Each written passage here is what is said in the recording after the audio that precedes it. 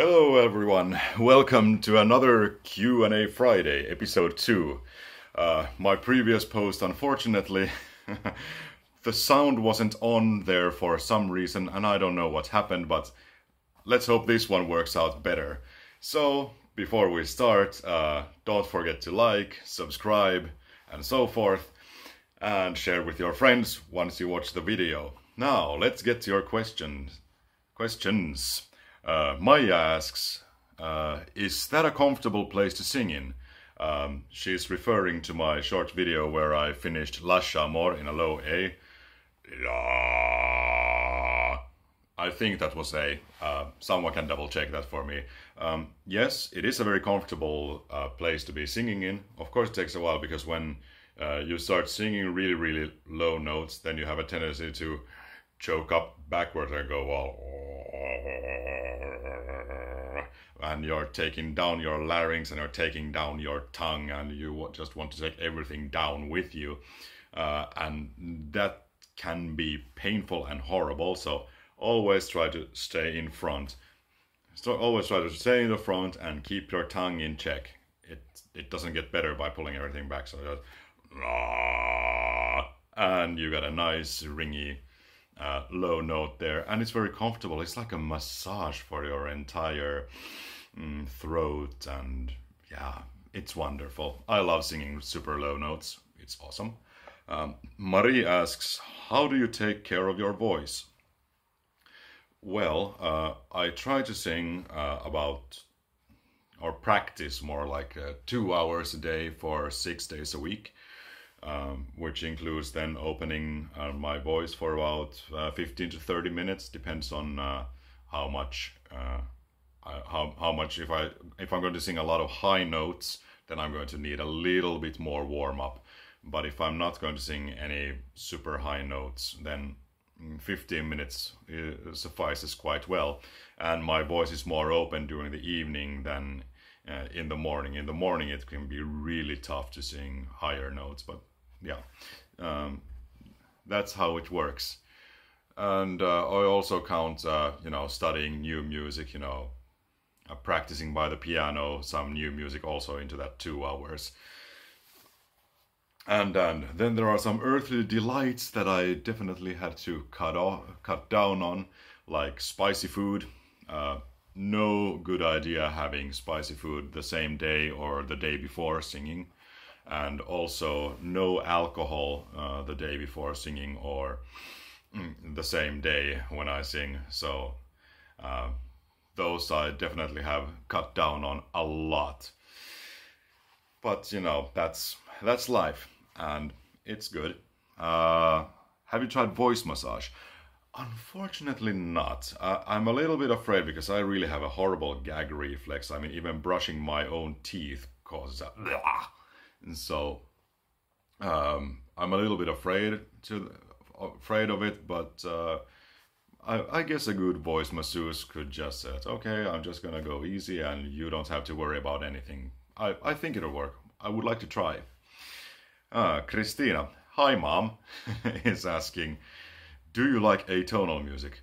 Oh, I love atonal music. It's wonderful. I mean, when I heard it the first time, then I was kind of thinking, is this like random spot shot with a ketchup bottle on sheet music and then just played? But then no, it's not as random as you think. It's very nice to listen to, and I love watching Wozzeck. I mean, it's a wonderful atonal opera. Wonderful stuff. And also Frank Zappa playing a bicycle. That was also a wonderful atonal experience. What is your favorite Finnish opera and which role would you like to do? My favorite Finnish opera would have to be Last Temptations, but my favorite role to do, maybe not from Last Temptations, but from Eino Juhani Rautavaara's Rasputin, the title role would be very nice. That would be a great role to do. Then Zapveresepa1, I hope I said it correctly this time. Do you ever wish classical music scores listed chords on top of each staff like rock and jazz sheet music does? That would be helpful to amateur composers. That's an excellent question. What he's referring to, I brought a little help for this to answer this one. Here is my trusted Uriah Heep scorebook. And what he's referring to are these kind of, that you can see a nice D major there to be played. And since this is a guitar score, you can also see the finger positioning, which is very practical. And there's also the tablature.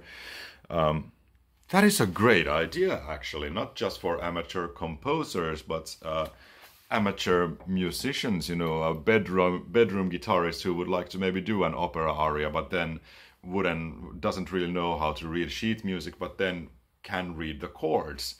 That would be really cool to have an aria book like that, or maybe an even entire opera scored like that.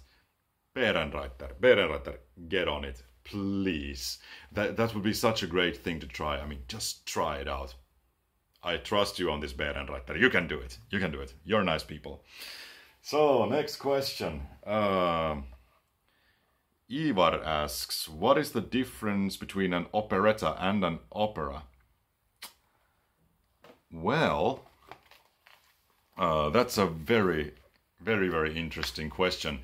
Well, an operetta is thematically lighter than an opera, and also, well, maybe a little background history is needed here, because the art form of operetta became popular in the mid-19th century, and also opera was very popular in the mid-19th century, and opera at the time was basically ruled by the two greats, Wagner and Verdi, and those were heavy, heavy operas, lots of death and long death arias and very long operas and heavy scores and bigger orchestras and all that.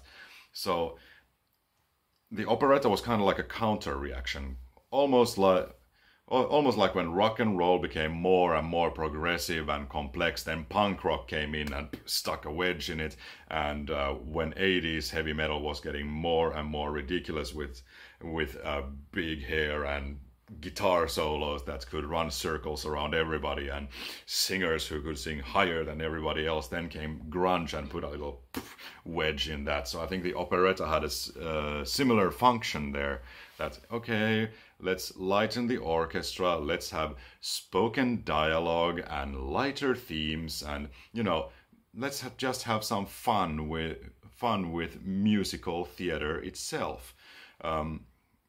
Kind of like there are operas that are like that. Mozart, he did Die Entführung aus dem Serai, and that is also, you could call it almost a proto-operetta. It's light-hearted, light-themed, spoken dialogue, and lots of humor in it. So yeah, that's kind of like a proto-operetta, but the art form of operetta then was really popular in the mid-19th century, and you know, Offenbach, Gilbert, and Sullivan were great composers of the art form. Nowadays, operettas are almost dead. There are no operettas really being made anymore. That's also something I wish. Hey, composers out there, let's bring the operetta back. We need fun. We need fun. We need to laugh at stuff, and which are also kind of old-timey and nice. That was all the questions for this week. If you have more questions, and please ask more questions. These are really fun to answer. Oh, I got stuck in my thoughts. Well, that means it's pretty much time to end the video. Hey, have a glorious weekend, everybody. And as said, like, subscribe, share with your friends. And yeah, I'll be back with another video. Next time it will be about translating a score and where to start with that damn hassle. No, translating is fun. I'm going back to work on Orlando. See you next time. Bye.